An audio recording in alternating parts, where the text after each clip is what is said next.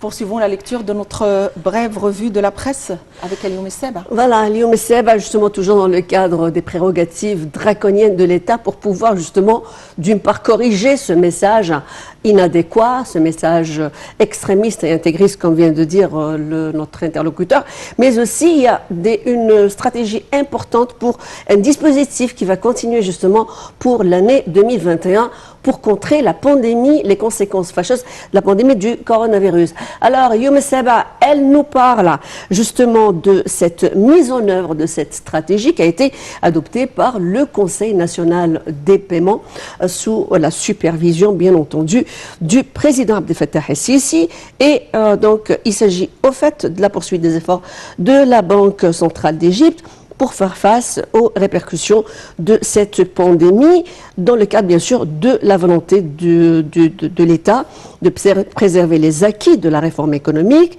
la stabilité du secteur bancaire. Le conseil d'administration de la Banque centrale a décidé de prolonger la validité de certaines décisions précédemment prises pour faire face à la pandémie pour une nouvelle période de 6 mois et du 1er janvier et jusqu'au 30 juin 2021. Oui. Rappelle également que la Banque centrale d'Égypte a affirmé qu'elle continuera à suivre de près toutes les évolutions sur la scène mondiale et locale, à intervenir immédiatement en prenant les mesures appropriées pour protéger l'économie nationale, stimuler le marché et maintenir la stabilité bancaire et monétaire.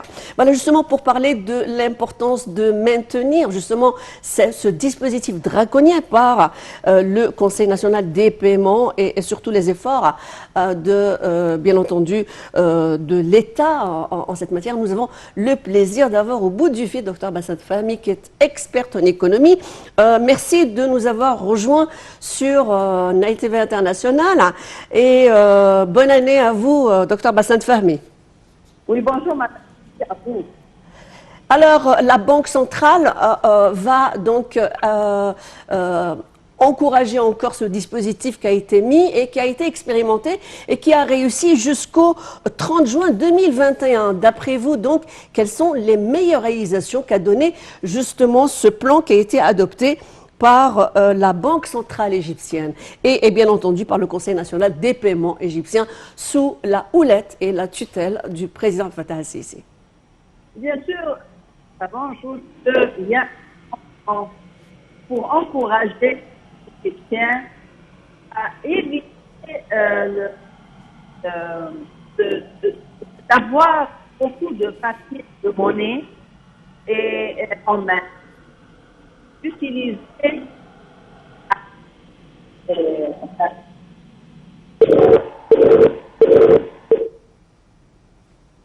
On a là un incident technique.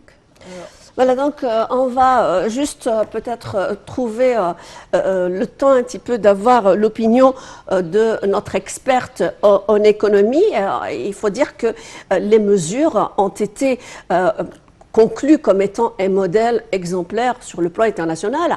Les instances internationales qui sont, que ce soit fiscales, économiques, mondiales, ils ont dit que ce plan de la réforme égyptienne était quand même un des plus performants, celui qui a su garder justement un PIB positif. Tout à fait. Loin des pays encore les plus industrialisés qui ont péri. Nous avons retrouvé Dr Bassant Fahmy. Alors, Dr Bassant, nous y voilà encore pour parler justement des mesures d'allègement. Vous avez parlé des mesures d'allègement pour le citoyen. Quelles sont donc les priorités de l'État dans cette phase pour préserver l'économie égyptienne et les acquis de la réforme économique égyptienne? Et bien entendu, ce modèle de réussite sur le plan du plan de sortie pour amoindrir les risques du coronavirus. Bien sûr, le monde entier a des problèmes en ce qui concerne de ce qui s'est passé et tout ça continue avec le coronavirus. Mais l'Égypte, honnêtement, et ça a été bien vu par toutes les institutions internationales, on a fait un grand effort pour vraiment faciliter la vie pour le citoyen égyptien. Et c'était bien vu des indices qui ont été très clairs, c'est-à-dire le niveau de chômage a diminué, le niveau de pauvreté a diminué, On voit les Égyptiens travailler dans tous les projets de l'Égypte.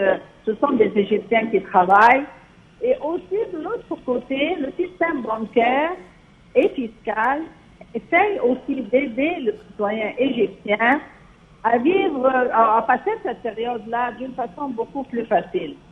Je ne veux pas parler aussi du côté des services de santé qui sont là, qui sont vus pour tout le monde, mais je voudrais mentionner que le système bancaire aussi essaye à tout prix d'aider les Égyptiens à travailler avec comme on appelle, les cartes électroniques. Ça, c'est un projet très important qui a commencé depuis un nombre d'années. Et maintenant aussi, on a remis des décisions qui ont été prises qu'il y aura comme on appelle, des services, des coûts de service qui vont être payés. Ça a été remis à juin 2021 pour encourager les Égyptiens à continuer à travailler avec ces cartes. Et ça, c'est un projet très important parce que ça facilite l'utilisation de la monnaie par le système bancaire pour financer des grands projets, pour créer du travail, etc.